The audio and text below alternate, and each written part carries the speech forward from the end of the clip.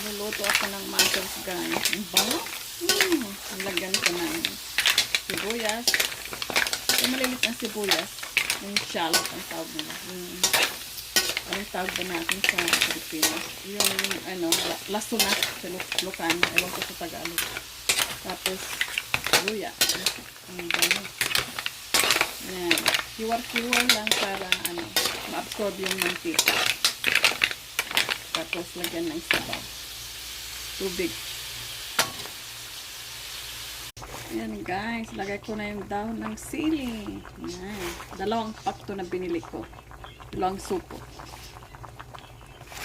Healthy ang dahon ng sili guys. Para sa akin, healthy.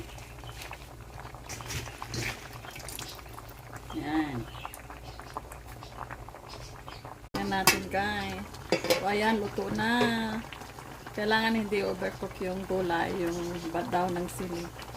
Yan, kain na tayo guys. Healthy yan. Healthy itong mussels na may sabaw. Tapos, naluan mo ng gulay.